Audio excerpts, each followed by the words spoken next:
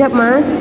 Insyaallah siap. Siap, harus siap. Judulnya Pancasila sebagai dasar nilai pengembangan ilmu. ya, coba dikerasin ya suaranya, lebih dikeraskan.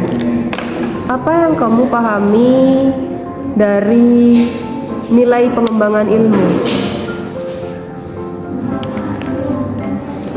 Biar cepat. Nah, pengembangan ilmu, pengetahuan, dan teknologi saat sekarang ini ya, coba kamu kaitkan dengan nilai-nilai Pancasila. Seperti apa? Ilmu pengetahuan dan teknologi yang ada saat ini, kamu kaitkan dengan nilai-nilai luhur Pancasila.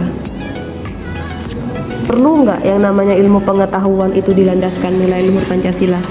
Perlu nggak? Perlu. Kenapa?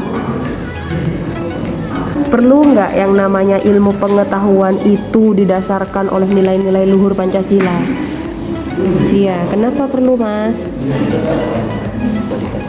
Gak dengar saya. Untuk meningkatkan Lebih keras.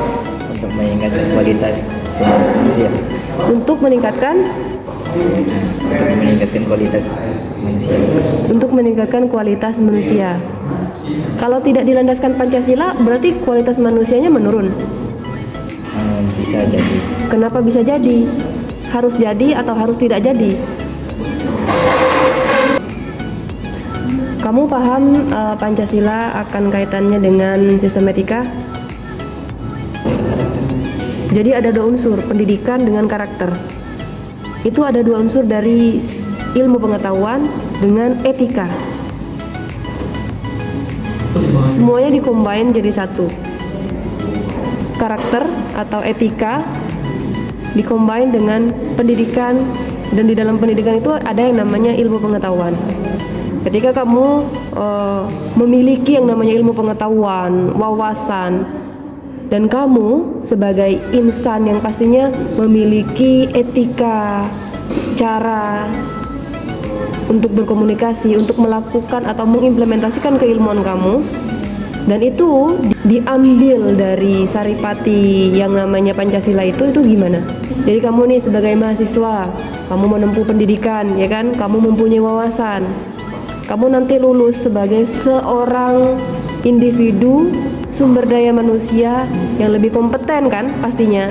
Nah, kamu kompeten di bidang keilmuan kamu juga harus memiliki etika, karakter, keilmuan sebagai seorang ilmuwan ataupun sebagai seorang mahasiswa ataupun sebagai lulusan dari THP itu yang seperti apa. Jadi misalnya nih, lulusan mahasiswa Fakultas Hukum harus menjunjung tinggi nilai-nilai keadilan. Nah, seperti itu biasanya. Nah, kemudian kalau mahasiswa THP itu yang seperti apa? Ya kan?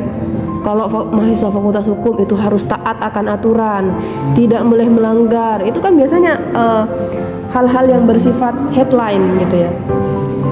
Coba kalau mahasiswa THP, kamu sebagai mahasiswa THP ketika nanti lulus, kamu menjadi sumber daya manusia yang unggul di bidang teknologi hasil pertanian, kamu digambarkan sosok seorang mahasiswa THP itu yang seperti apa gitu, coba.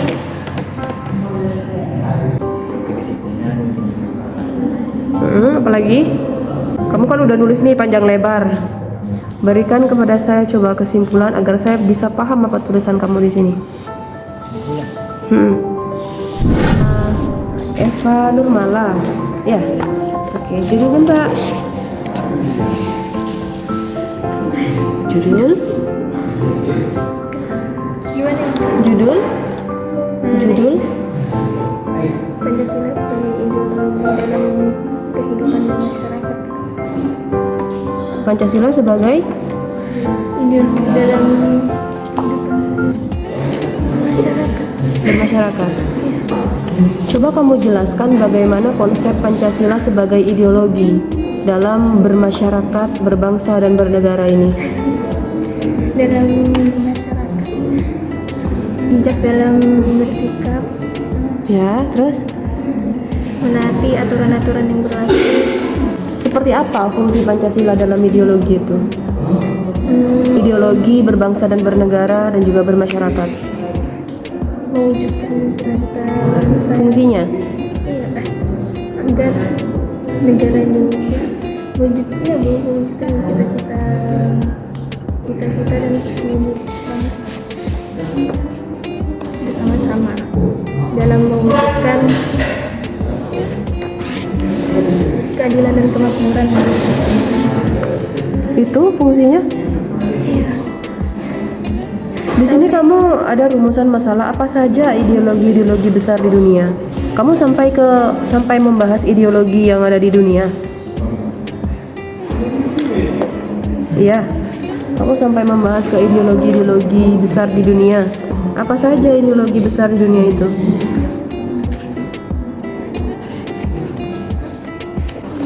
Ideologi besar di dunia salah satunya adalah apa? Di sini kamu bilang bahwa ada ideologi liberalisme, ideologi komunisme. Coba, ideologi liberalisme itu yang seperti apa, Mbak Eva? Kan ada ideologi Pancasila. Nah, sekarang kita menganut ideologi Pancasila nih sebagai ideologi bangsa. Nah, lalu gimana dengan ideologi liberalisme? Kemudian ada ideologi komunisme yang pada saat itu kita sempat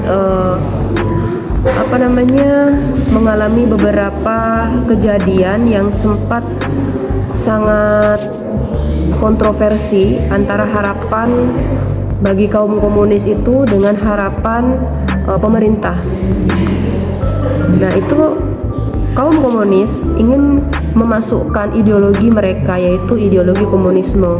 Nah, itu merupakan salah satu ideologi besar di dunia yang tidak hanya masuk ke Indonesia, tapi ke negara-negara yang lain seperti di Cina. Itu sudah mulai masuk ideologi komunisme. Nah, gimana kalau misalnya ideologi komunisme ini mencoba untuk diterapkan di Indonesia? Seperti apa pandangan kamu?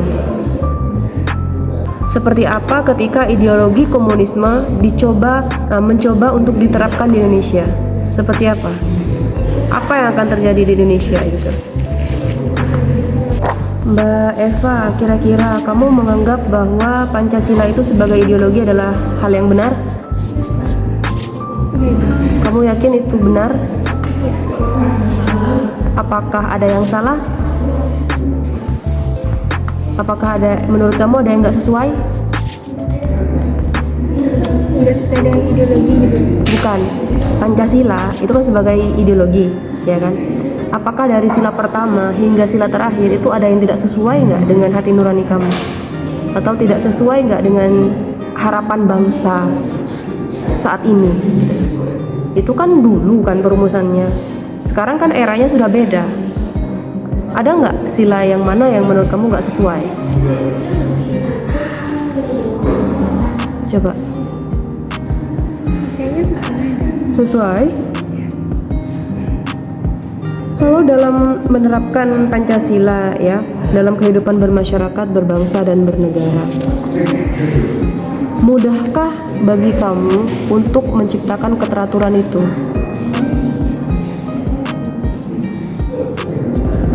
gimana itu?